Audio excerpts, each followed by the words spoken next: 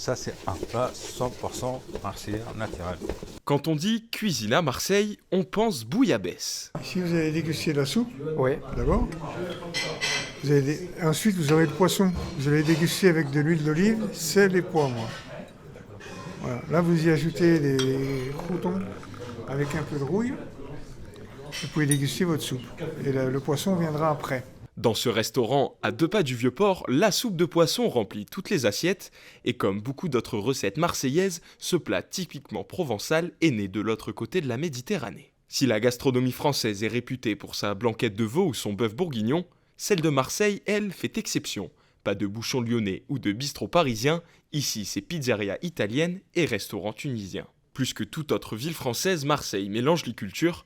Par son port, la ville a toujours été un carrefour méditerranéen. À la fin du 19e siècle, la moitié de la population est italienne, grecque et levantine. Les vagues d'immigration se succèdent sur le littoral marseillais. La grande dernière date du 20e siècle et elle est maghrébine.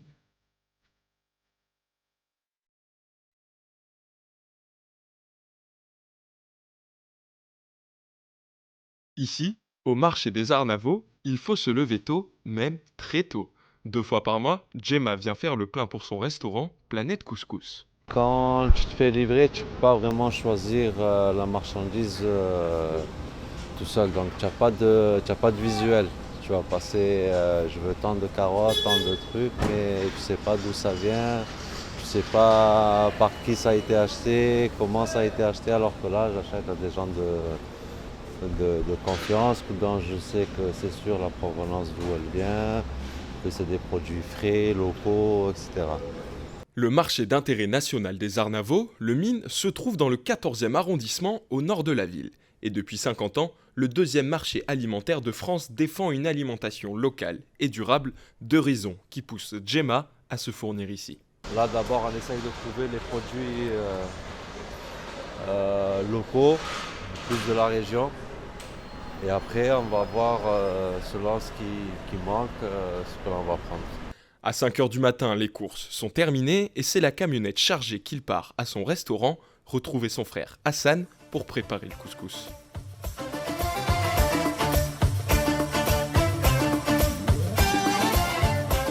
Donc là, est-ce que tu peux me dire ce que tu commences à faire? Sauce de couscous. Ok. On commence toujours par ajouter un peu les oignons, comme en majorité de plats orientaux. On va mixer les oignons avec le concentré de tomate et de l'huile, huile d'olive et huile de tournesol. On va vider la sauce ici. On fait cuire la viande, après on rajoute les légumes. Alors je les attache comme ça parce que c'est plus simple avec 2 fils alimentaires bien sûr. Et c'est plus simple de voir la viande, si c'est cuit ou pas, le sortir c'est plus efficace. Mais cette recette de couscous, elle vient d'où? C'est la recette de mamie ça. Ok, c'est qui? Ouais. C'est nos mamans, les grands-parents, c'est un peu la recette d'origine en plus. La famille, ils étaient là depuis longtemps, mais moi je suis arrivé un peu 10 ans après. Quoi.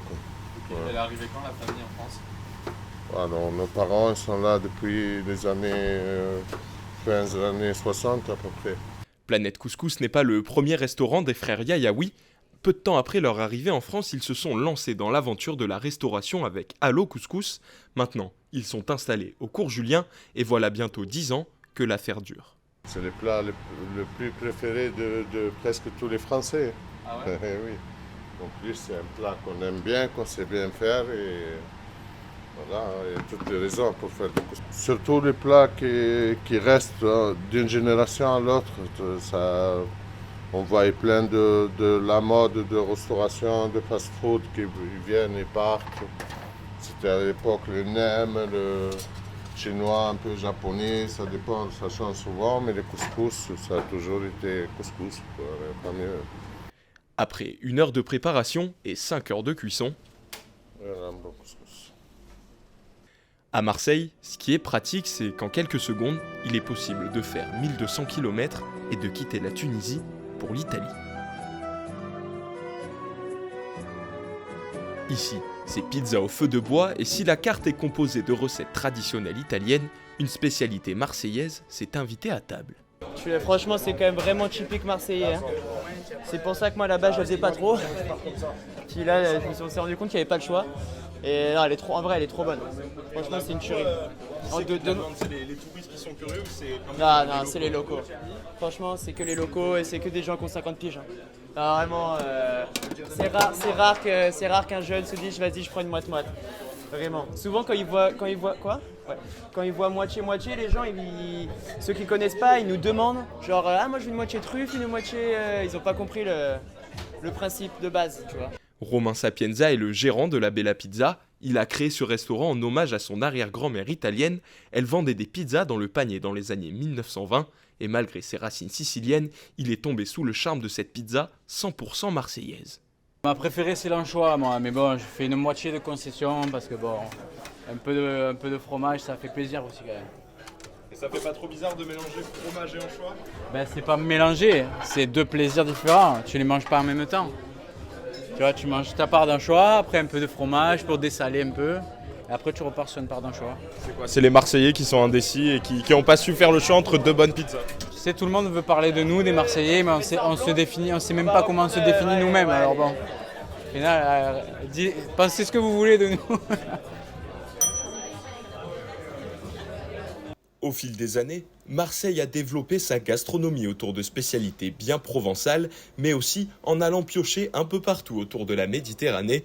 L'immigration inspire la culture culinaire de la ville phocéenne. En 2020, selon l'INSEE, 15% de la population marseillaise était issue de l'immigration.